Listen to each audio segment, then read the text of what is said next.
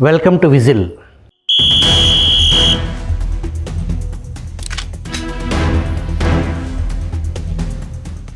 మహారాష్ట్రలో అల్లర్లు, నాగపూర్లో కర్ఫ్యూ పరిస్థితులు.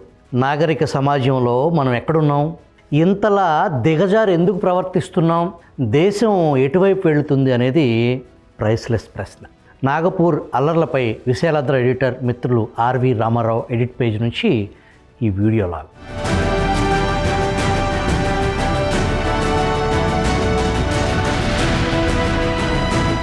కరసేవకులు రేపిన కార్చిచ్చు మహారాష్ట్రలోని నాగపూర్ను అతలాకుతలం చేస్తుంది. కాషాయ శ్రేణుల నిరసనలతో మొదలైన అల్లర్లు మత గ్రంథాన్ని కాల్చివేశారన్న వదంతులతో వికృత రూపం దాల్చి రాళ్లదాడి, బాష్పవాయు ప్రయోగం, ఆస్తుల విధ్వంసం, దగ్ధానికి దారితీసింది.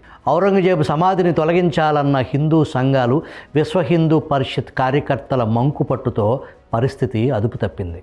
నాగపూర్ అతలాకుతలమవుతుంది.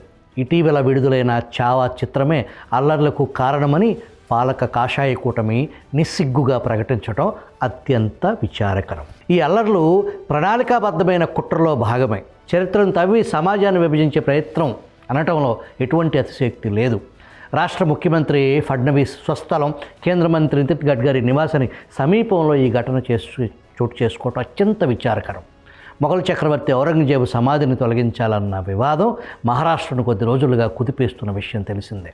సోమవారం సాయంత్రం నాగపూర్లో బజరంగ్ దళ్ కార్యకర్తలు చేపట్టిన ఆందోళనతో మహారాష్ట్ర అల్లర్లతో అట్టుడికిపోతుంది. ఛత్రపతి సంభాజీ నగర్, గతంలో ఔరంగాబాద్, కుబ్దాబాద్లో ఉన్న మొఘల్ చక్రవర్తి ఔరంగజేబ్ సమాధి ప్రధాన రాజకీయ మతపరమైన ఘర్షణకు కేంద్రంగా మారింది. ఔరంగజేబు సమాధిని తొలగించాలన్న డిమాండ్ ఈ దారుణానికి కారణమైంది. సోమవారం రాత్రి 7:30 ప్రాంతంలో మహల్ ప్రాంతంలోని సెంట్రల్ నాగ్పూర్లోని చిట్నీస్ పార్కులో హింస చెలరేగింది. ఒక వర్గానికి చెందిన పవిత్ర గ్రంథాన్ని తగలబెట్టారనే వదంతుల నడుమ పోలీసులపై దుండగులు రాళ్లు రువ్వారు.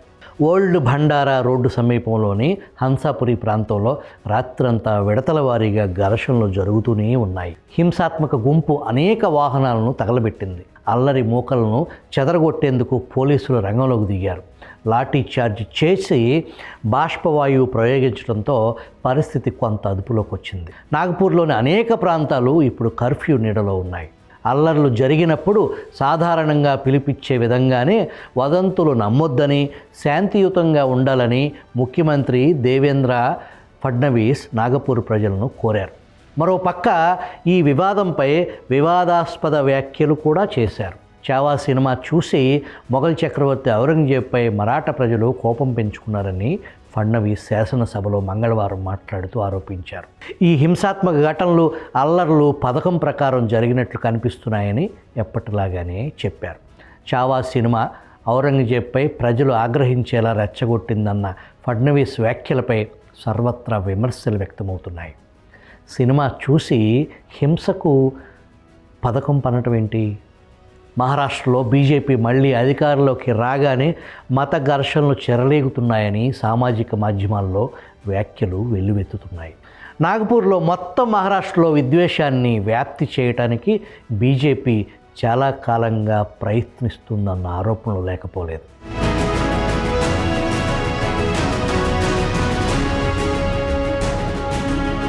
బీజేపీ ఉన్నంతకాలం దేశంలో శాంతి ఉండదనటంలో ఎటువంటి అనుమానం లేదు. హోలీకి ముందు ఉత్తరప్రదేశ్లో శాంతిని దెబ్బతీయటానికి ప్రయత్నించి విఫలమయ్యారు. ప్రజలు కుప్పకూలుతున్న షేర్ మార్కెట్ గురించి, పెరుగుతున్న ధరలు, ద్రవ్యోల్బణం గురించి మాట్లాడకూడదు. శతాబ్ద కాలంలో అత్యధిక స్థాయిలో ఉన్న ఆర్థిక అసమానత, అంతకు ముందెన్నడూ లేని విధంగా ఉన్న నిరుద్యోగం వంటి సమస్యల నుంచి ప్రజల దృష్టి మళ్లించేందుకు ఇటువంటి నీచానికి దిగజారటం బీజేపీకి బాగా అలవాటైంది. ఛత్రపతి శివాజీ మహారాజ్ కుమారుడు సంభాజీ మహారాజ్ జీవిత కథ ఆధారంగా చావా సినిమా తెరకెక్కించారు. హీరో విక్కీ కౌశల్ సంభాజీ మహారాజ్గా నటించగా, అతని భార్య యేసుబాయి పాత్రలో రష్మిక మందన్న నటించారు. మొఘల్ చక్రవర్తి ఔరంగజేబ్గా అక్షయ్ ఖన్నా నటించారు. లక్ష్మణ్ ఊటేకర్ దర్శకత్వం వహించారు. ఔరంగజేబ్ సమాధిని తొలగించాలనే డిమాండ్ను కాషాయ సంస్థలు లేవనెత్తినప్పుడే ఫడ్నవీస్ ప్రభుత్వం తగు విధంగా స్పందించి ఉంటే పరిస్థితి ఇంతలాగా దిగజారి ఉండేది కాదు. ఈ సమాధిని అధికారులు తొలగించకపోతే బాబ్రీ మసీదు కూల్చివేత వంటి చర్య తీసుకుంటామని హిందూ సంస్థలు బెదిరిస్తుంటే ప్రతి ఒక్కరూ సమాధి తొలగించాలని కోరుకుంటున్నారు అని అంటూ ఫడ్నవీస్ చూస్తూ కూర్చోవటం క్షమించరాని నేరం.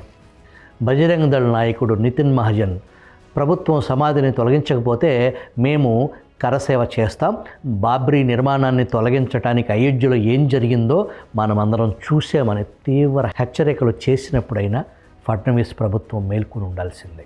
శివాజీ మహారాజ్ కుమారుడు ఛత్రపతి సంభాజీ మహారాజును ఉరితీయటం సహా హిందువులపై జరిగిన దారుణాలకు కారకుడైన ఔరంగజేబ్ ఒక నిరంకుశుడు అని వాదిస్తూ బజరంగ్ దళ్, విహెచ్పి వంటి మితవాద సంస్థలు ఔరంగజేబ్ సమాధి కూల్చివేతకు డిమాండ్ చేస్తున్నాయి.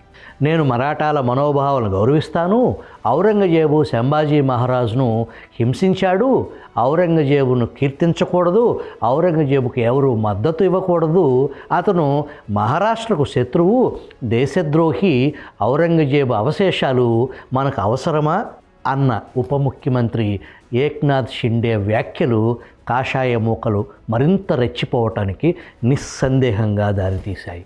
ఇటీవలి వారాల్లో ముఖ్యమంత్రి, మంత్రులు చేసిన ప్రకటనలు పరిశీలిస్తే ప్రస్తుత పరిస్థితికి వారే కారణమని అర్థమవుతుంది. ప్రభుత్వ పెద్దలు బాధ్యతాయుతంగా వ్యవహరించకుండా రెచ్చగొట్టే చర్యలకు పూనుకోవటం తగదు. ఒక చక్రవర్తి చిత్రాలను తగలబెట్టినా, ఫిర్యాదు చేసినా ఎటువంటి చర్య తీసుకోకపోవటమే ప్రస్తుత పరిస్థితికి కారణం. ఇది ఒక పార్టీకి సంబంధించిన విషయం కాదు, చరిత్రకు సంబంధించిన అంశం. రాజకీయ నాయకులు ఇందులో జోక్యం చేసుకోవాల్సిన అవసరం లేదు. నిపుణులు నిర్ణయాలు తీసుకుంటారు, దాని గురించి చరిత్రకారులు మాట్లాడతారు. మరో గత్యంతరం లేకపోవడంతో హిందూ సంఘాలు ఈ అంశాన్ని లేవనెత్తుతున్నాయనటంలో ఎటువంటి పొరపాటు లేదు. బీజేపీ కూటమి పాలనలో విద్యుత్తు, నీరు అందక రాష్ట్రంలో రైతులు ఆత్మహత్యలు చేసుకుంటున్నారు, నిరుద్యోగం పెరిగింది. ఈ సమస్యలన్నింటినీ దాచటానికి బీజేపీ హిందువులు, ముస్లింల కొత్త సమస్యలను తెరపైకి తెస్తుంది. కూటమి 5 నెలల పాలనలో పరిస్థితి అధ్వానంగా మారింది. ప్రజలలో ప్రభుత్వంపై ఆగ్రహం పెరుగుతుంది.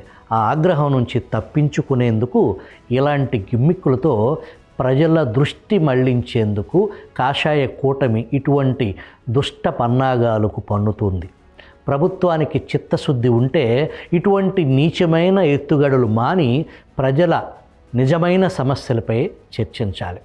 రాష్ట్ర ఆర్థిక వినాశనం, పెరిగిన రుణభారం, పెరుగుతున్న నిరుద్యోగం, రైతు ఆత్మహత్యలపై ప్రజల దృష్టి మళ్లించటానికే హింసను ప్రేరేపించటం, రాష్ట్రంలో అస్థిరతను సృష్టించటం, గత చరిత్రలో పౌరులను గందరగోళపరచడం వంటి చర్యలకు పాల్పడుతున్నారు. మతతత్వ శక్తుల డిమాండ్ చేశాయని సమాధిని దెబ్బతీయటం లేదా విచ్ఛిన్నం చేయటం సరికాదు.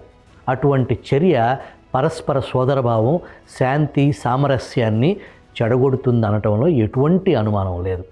ఇటువంటి హింస హిందువులు, ముస్లింల దైనందిక జీవితాన్ని దెబ్బతీస్తుంది. అయితే దాని నుంచి రాజకీయ ప్రయోజనాలు పొందాలని ప్రభుత్వం కోరుకోవటం తగని పని. 21వ శతాబ్దపు భారతదేశంలో 17, 18వ శతాబ్దాల చరిత్రపై ప్రజలు ఆందోళన చేయటం అత్యంత విచారకరం.